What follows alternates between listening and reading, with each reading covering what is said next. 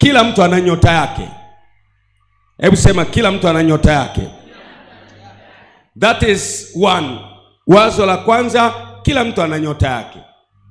Mimi na nyota yangu, wewe una nyota yako, yule ana nyota yake, Kikwete ana nyota yake, Samia ana nyota yake, waziri mkuu ana nyota yake, mbunge wa Geita ana nyota yake, Gwajima ana nyota yake. Kila mtu ana nyota yake, na wewe una nyota yako.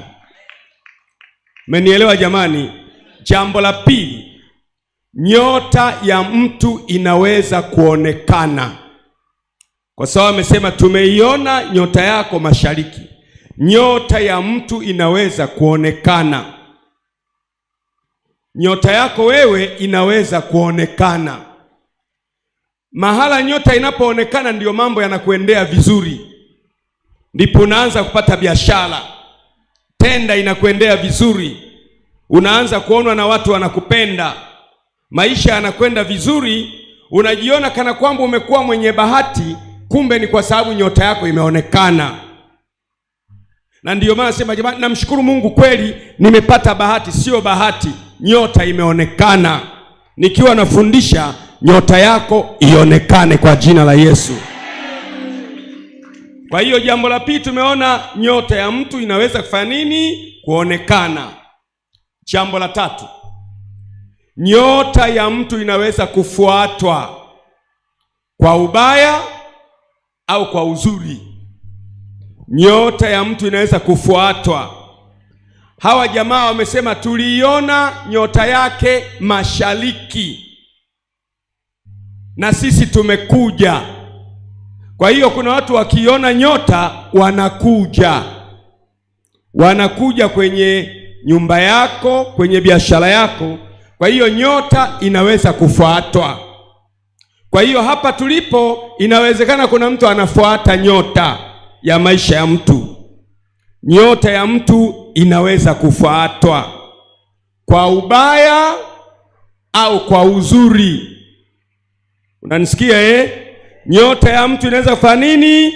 Kufuatwa kwa ubaya au kwa uzuri. Jambo la nne, nyota ya mtu inaweza kufunikwa. Nyota ya mtu inaweza kufunikwa. Nyota inapofunikwa ni mahala ambapo mtu haonekani. Unafanya mambo mengi sana, unajitolea, una upendo, una tabia nzuri, lakini mumeo haoni. Paka unachoka kabisa. Jamani, mimi mume wangu nafanya kila kitu lakini huoni. Maana yake wewe nyota imefunikwa, hauonekani. Kwa hiyo wako watu wanaweza kufunika nyota ya mtu ili wao waonekane. Kwa mfano, mnafanya kazi pamoja kwenye kampuni au nyumbani au kwenye familia. Huyu mmoja anataka kwamba aonekane wa maana, wale wengine muonekane hamfai.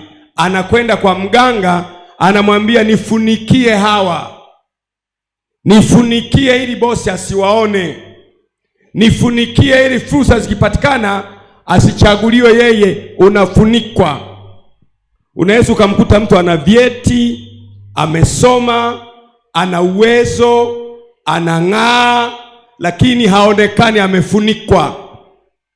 Ninaamuru aliyekufunika kuachie kuanzia leo kwa jina la Yesu. Jambo la tano, nyota ya mtu inaweza kuibiwa. Kuna wezi wa nyota.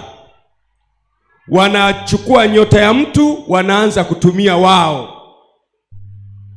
Nyota ya mtu inaweza kuibiwa.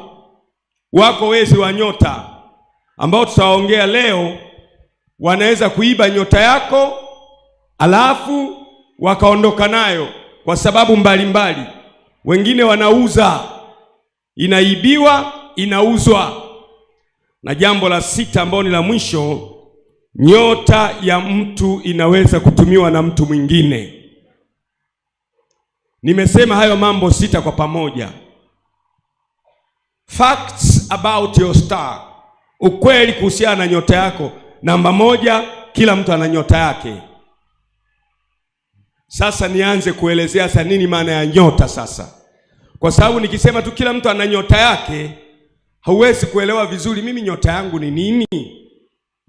Sikilize vizuri. Mungu alipomuumba mtu, ameweka vipaji ndani yako ambavyo ni tofauti na mtu mwingine. Kila mtu yuko tofauti na mwenzake kwa 100%. Hata utakapoona wale pacha wanafanana, lakini kimsingi kila mmoja na mwenzake wako tofauti. Mungu ameweka kipaji, kipawa, karama kwa kila mtu ya kumfanya mtu maisha yake ya faulu. Kila mtu ana kitu cha tofauti, kila mtu. Mungu alipokuwekea hicho kitu, alikuwa anamaanisha kupitia hicho alichokuwekea na wewe maisha yako yawe mazuri. Nianze kutoa mfano. Mwingine kwa mfano unakuta nyota yake ni uso wenye kupendwa. Ukimwona utapenda uongee naye. Mungu ameweka nyota yake usoni, kwenye uso wenye mvuto. Yaani Mungu amekuwekea nyota, mtu akikuona anatamani kuongea na wewe, kwa sababu nyota yako iko kwenye uso. Kuna mwingine uso hauna nyota kabisa, kwa sababu uso wake ni kama polisi hivi. Hata ukimwangalia utamani umwangalie tena. Lakini unakuta nyota yake iko kwenye masikio. Huyu mtu amepewa kipaji na Mungu, hachelewi kusikia mambo mema. Likitokea jambo jema alishanusa tayari. Hata kama hakuna tangazo wala TV wala redio, anajua Askofu Gwajima yuko Geita, masikio yake yametegwa. Kwa hiyo kuna wengine nyota yao ni kwenye masikio. Masikio yenye heri. Heri yeye asikiaye maneno haya. Kwa hiyo unakuta mtu mwingine nyota yake ni masikio. Na wale watu ambao nyota yao ni masikio, yani yeye ni kusikia. Kusikia kazi, kusikia ajira, kusikia hiki. Na mtu mwenye nyota ya masikio ndio wale wanaumwa masikio sana. Kilala unasikia vitu vinalia, sio vitu vinalia, wamekuja kuchukua masikio yao. Wanataka wakasikilizie. Mwingine nyota yake ni macho. Mungu amekupa macho si ya kawaida. Hivi unajua kuna wengine tunaona tukiwa tumelala. Huwezi kuamini. Nikilala hivi ninaona. Kwa mfano leo niko hapa, nilikuwa naona ofisini kwangu mtu anakachupa ka udongo ananyemelea kwenye AC. Si alikuwa anataka kuweka nini. Lakini mimi niko Geita nikamwambia we, kakadondoka mguuni, kakapasuka, mguu wake ukaumka. Naona. Mimi niamini kwamba wanadamu hatufanani. Wewe na jirani yako ni tofauti, wewe na mimi ni tofauti, wewe na baba yako ni tofauti, wewe na mchungaji wako ni tofauti, mbunge na mbunge ni tofauti, rais na rais ni tofauti, mwenyekiti na mwenyekiti ni tofauti. Wewe una nyota yako ya pekee, umetengenezewa na Mungu ili uvuke.